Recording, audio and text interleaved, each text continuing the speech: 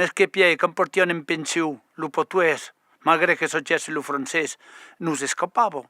E a noi mi trovavo in pensione e mi sono a San Ginés, a Saint Louis.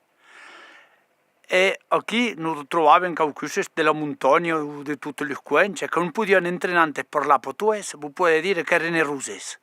Ma lo sorvegliente non ghiattava talmente che cambiavano piccoli gruppi e che non fissavano gli usuali, non dispersavano. E comprendeva très bien che abbiamo parlato lo portuguese.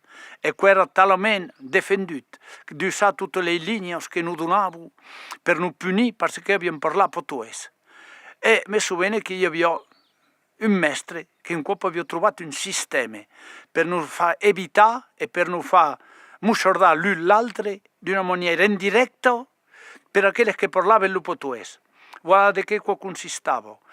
Il primo che perché tapà che parlava portoghese aveva fatto un mussi di bois, un genere di piccolo chilo, un po' di suonato, una fisella, e lo pingiava al cuore.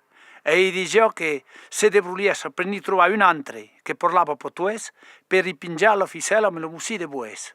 E d'uno all'altro che continuava.